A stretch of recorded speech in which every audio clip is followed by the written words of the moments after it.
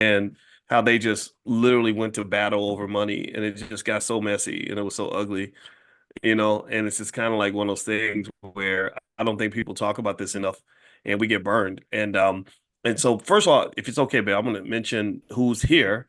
I see Arlandaria Banks and Christian Ray, Eric Davis, Errol Semengal, Kendra Washington, Kim Jennings, Laura Eubanks, Marina Bonanno, Rodney Hawk, Shonda Grace. So good to see everybody.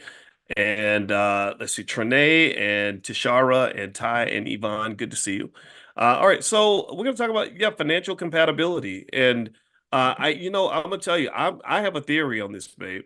You know what my theory is? Uh-oh. Okay, what is it?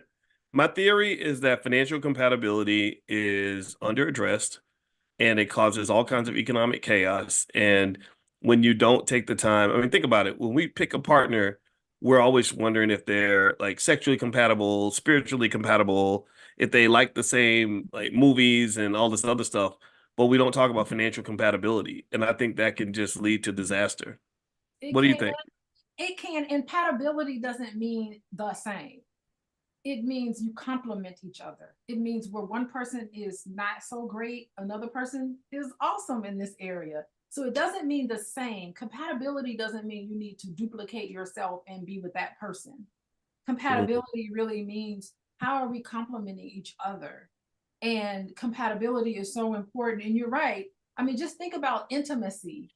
You're sharing the bed with somebody, you're sharing a life with somebody, you're sharing fluids with somebody, you're sharing children with someone, you're sharing your DNA, but you have no idea what's going on in their bank account. Like, Mm. that doesn't make sense. How do you have one and don't have the other? So, right. Yeah, well, I learned a lot about financial compatibility and how it's overlooked and the problems it can cause when I wrote Financial Lovemaking back when I was at Syracuse. I really was fascinated by hearing all the love stories that went bad, just so many situations that were just absolutely chaotic. Like you've been talking a lot about that series, Who the F Did I Marry? Yes. And that's an example. I don't know. Did you hear that the guy? Did y'all? How many of y'all have been? Give me a yes in the chat if y'all been watching that series. Who the F did I marry? It's about a woman who married a guy who was just an absolute mess. He lied Apparently, about everything. He lied that's what. about his job. He lied about his family. He lied about how much money he had. He lied about buying a car and a house. I mean, every word that came out of his mouth was fabricated. And she believed him. Hmm. Why do you think she believed him? Oh, I do think I could see you believing somebody up front.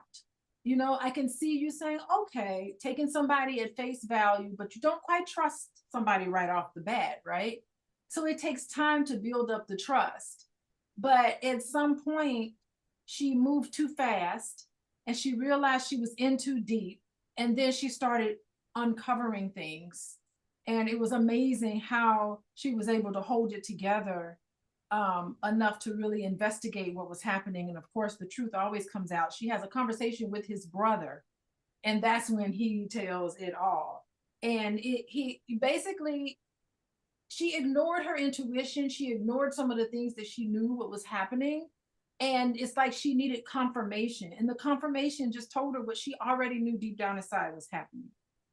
Hmm. Yeah. Okay. And you know that I saw something.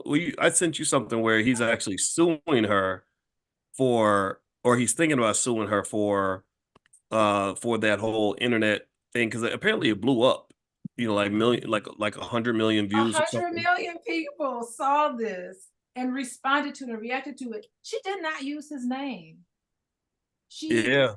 she really I thought she was very respectful. Now, had she been blowing him up and talking bad about him, that would have been one thing. But the fact that she was sharing her story without sharing his name, she gave him an alias name. I don't know where he's going with this. Like, he really should just leave it alone at this point. Mm.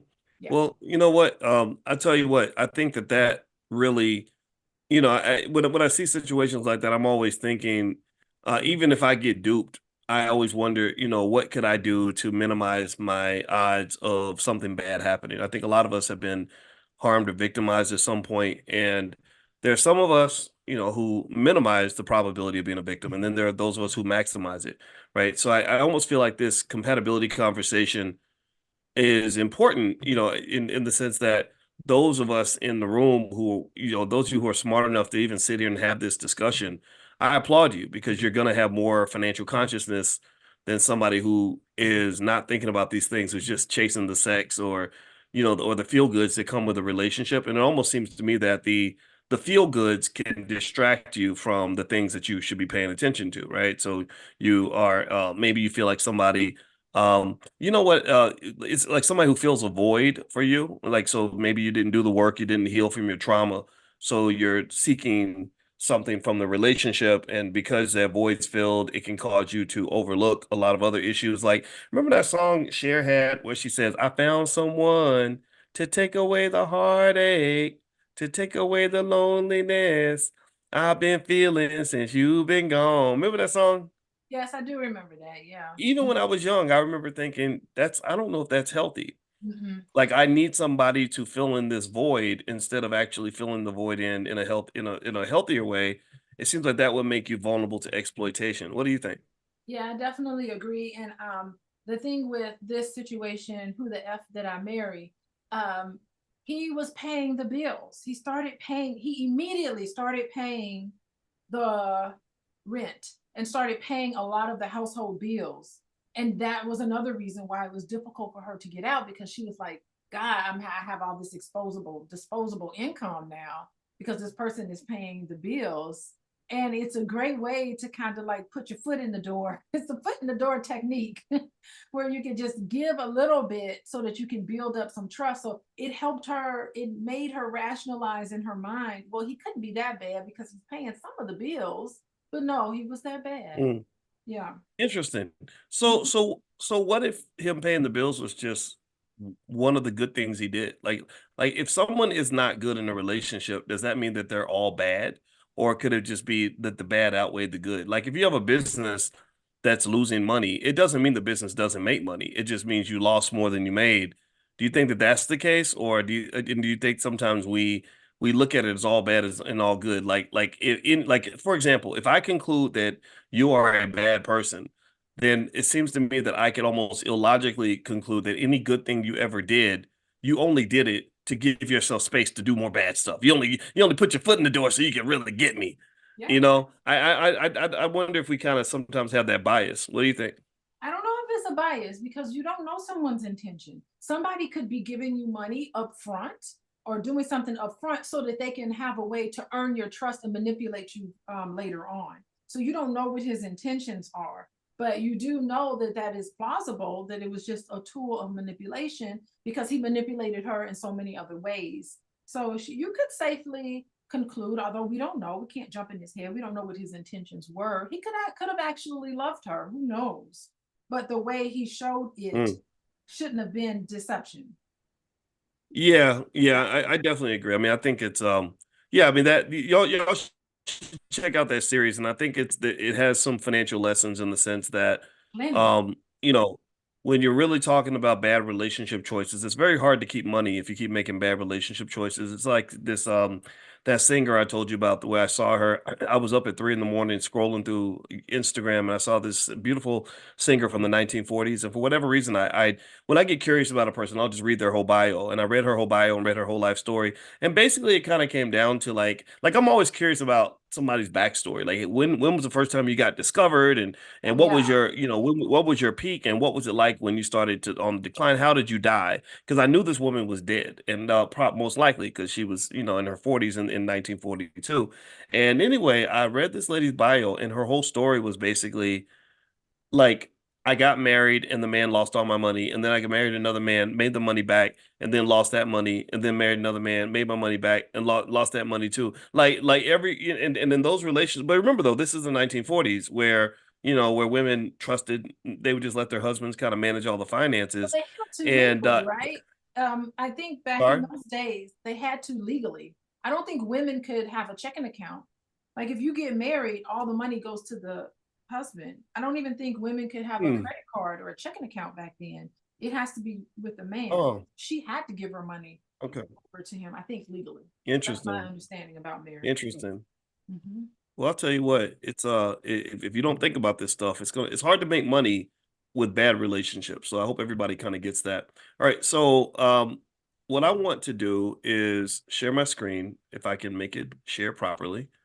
And we're going to talk about 8 signs of financial compatibility and 8 ways to be compatible with your partner, whoever your partner is. It could be a business partner, it could be a romantic partner, whatever.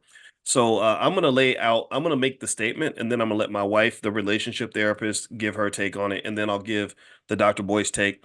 One of the rules of financial compatibility to know that you're compatible is having similar financial goals. You both have aligned future objectives, such as saving for a house, investing in education, or planning for retirement, and are willing to work together to achieve these goals. I think that's basic. Babe, what do you think?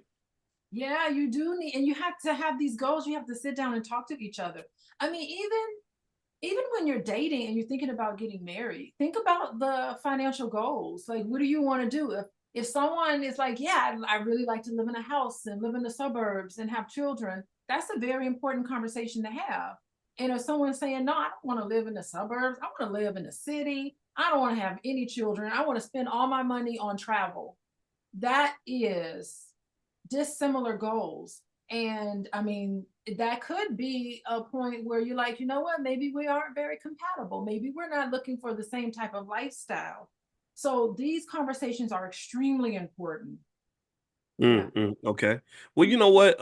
I would also say that it seems to me that when you have those conversations about money and share goals and dreams, that's an opportunity for connection and Yes. intimacy and all that, right? Like that strengthens your relationship.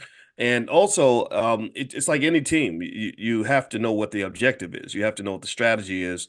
And I think that there's a debate going on in the Black community for sure over who the leader should be and how that leader should be allowed to lead. And I think some people mistake leadership to mean that you can make unilateral decisions and everybody has to go along with it.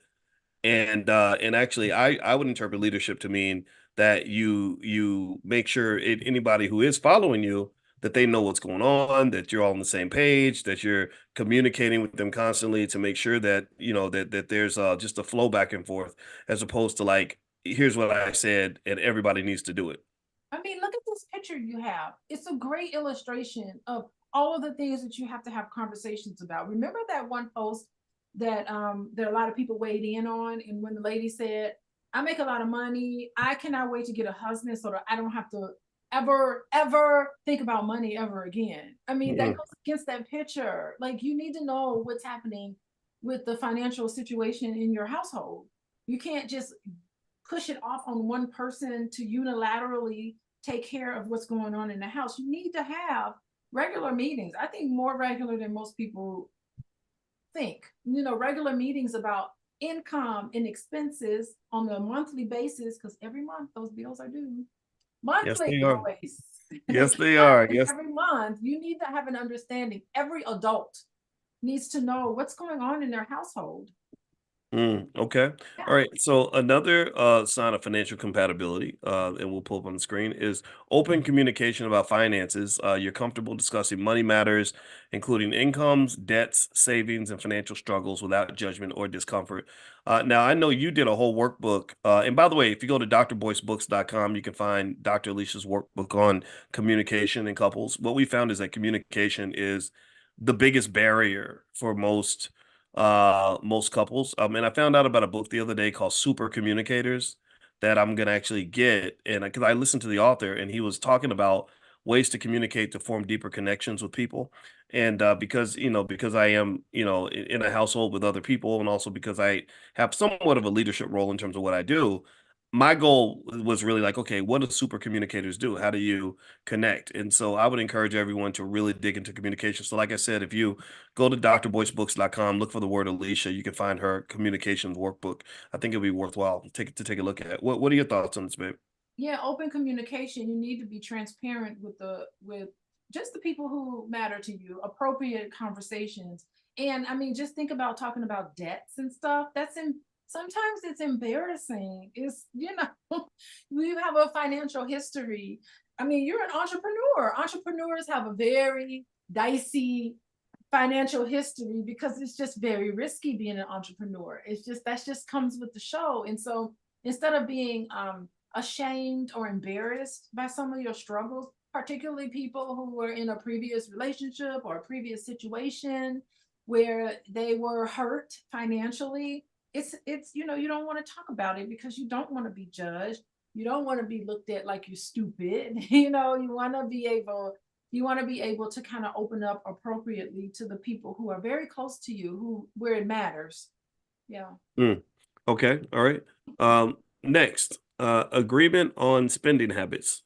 Both of you have similar attitudes towards spending and saving money. This doesn't mean that you can't have different interests, but you agree on major spending decisions and follow a budget that suits both of you. Now, what I've seen, babe, is I've seen a lot of situations where somebody who's a spender is, in some cases, going to be attracted to somebody who's a saver and an investor, right? Or somebody who keeps bad credit is going to be happy to get with somebody, so they can mess up your good credit, right? And I think that it's one of those things where um, that alignment, it's interesting. It's it's there'll be two competing theories on this, in my opinion. Either two spenders would get along, or two savers would get along, or maybe a saver needs a spender to balance it out. What do you think? What have you seen, when you talk to clients and stuff like that? Yeah, well, I think if anything, you just need to talk about what type of money pattern you have. I mean, there are some people who are just like, you know what, I'm gonna live for the day. I don't know. I'm not gonna save. I'm not penny pension. I work too hard to be real cheap, you know. And you have to just get to know what people's relationship with money is and why. So it's like having an understanding of it and a respect for that. Like, wow, you know what? If I was in your shoes, I would think that same way. That totally makes sense to me. So it's getting to know people's spending habits. And granted, having household income or money together, if you're putting money together, talk about, okay, what are the rules of spending? You know, yes, you are a spender. So let's talk about what that's like. What is that going to be like? There has to be limits. There has to be limits. And then having a conversation about what those limits are and making it so that it feels right. It feels like not one person is taking advantage of another person. I mean, I know people who are shopaholics. There's a lady that I know that I work for. She's got a whole room full of clothes and shoes. It's like, what are you doing? Why are you buying so much? And she just loves to spend. And she's just like, I can't get married because I know my husband would never understand why I spend all this money. And it baffles my mind because I could never spend so much money on clothes and shoes. I'm not really a spender. So it's just hard for me to fathom. It's just clothes. Doesn't mean anything. Why do you need so Mm, many? that's So funny. Well, by the way, everybody, if you haven't picked up a copy of my book, Financial Lovemaking, you can get it for free. You can get a free e-copy. If you want a hard copy, that there is a fee for that at drboycebooks.com. But if you would like an e-copy, we can give you that for free. Just text the word love to 87948. If you text love to 87948, we'll send you that. And we'll also send you some other resources to kind of help you in your journey. And then also Alicia's website, for those of you that don't know, it's coachingwithdralicia.com. That's coaching with dralicia.com, and you can reach out, make an appointment, have a talk